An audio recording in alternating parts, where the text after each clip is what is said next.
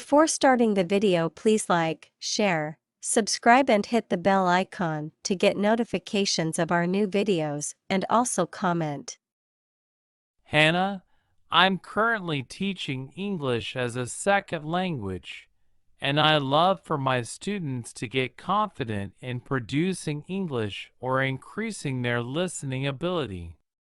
I know that you speak English as a second language, but you do such an amazing job and it's inspiring to me.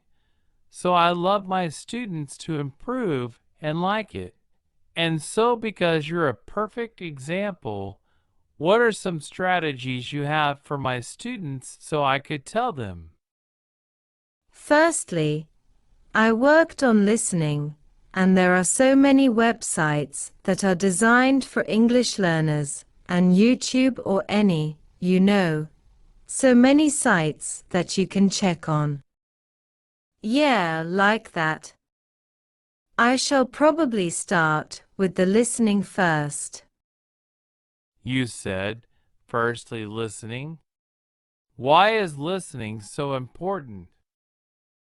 It's because when you want to communicate, of course, the English is a tool, communication tool, first, you have to understand what the speakers say. So first, I worked on listening. By listening to audio, or the sound, then you can learn vocab and also spelling, and you know the meaning, of course. Eventually, you can move on to the next English skill. That's why I start working on listening first. What about anything else that you have any other strategies? Personally, I found that learning vocab, and especially idioms, helped me a lot. Yeah, idioms are tough. Yes, because often I found it difficult to understand what the speakers say. I could hear, I could understand what the single words they say. But sometimes it was hard to sort of grasp the meaning what they are actually saying. So learning idioms or vocab helped me a lot, yeah. When you learn the idioms, you can understand them. Did you ever use them yourself when you, tried it out in the wild, so to speak, using the idioms you learned? Yes, I did it gradually. I mean, when I was in high school, I started speaking. I started studying English when I was in high school. First thing I did was visiting those websites that, designed for English speakers, English learners.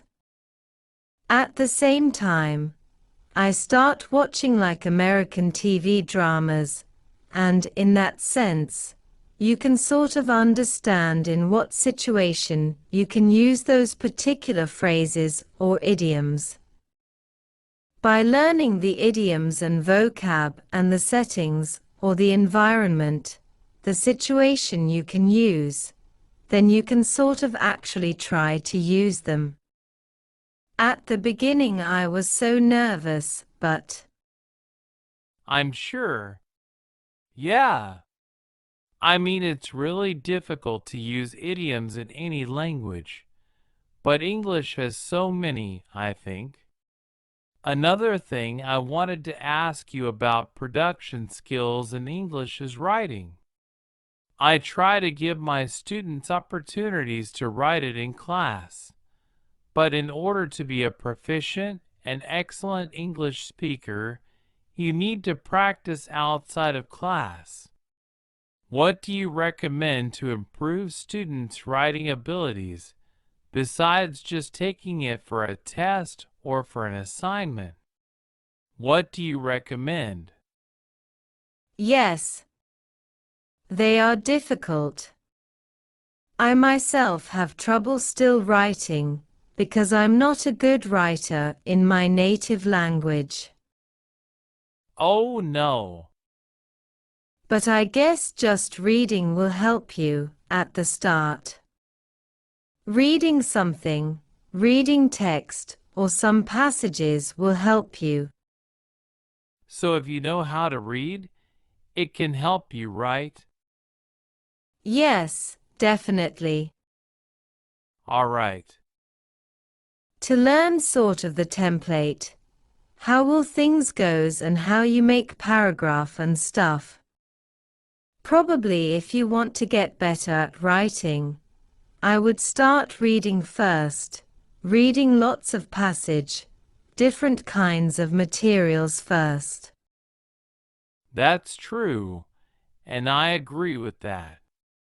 One thing I wanted to have my students do is actually do like a journal, actually.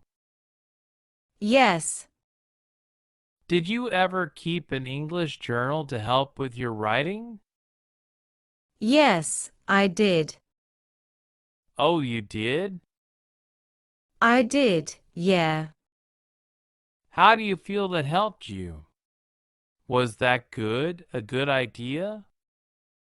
Yes.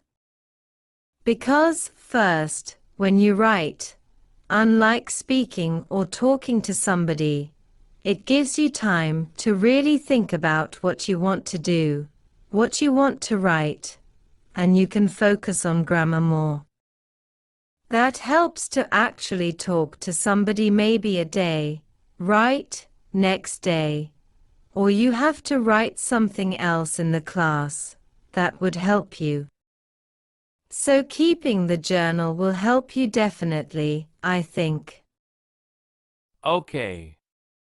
Thank you very much for the tips. I really appreciate it. You are welcome. In our video, we've compiled simple and relatable conversations that you might encounter in your daily life. These conversations are not only a great way to improve your English but also to understand how English is spoken in real-life situations. So, whether you're a beginner or looking to brush up on your English skills, you're in the right place.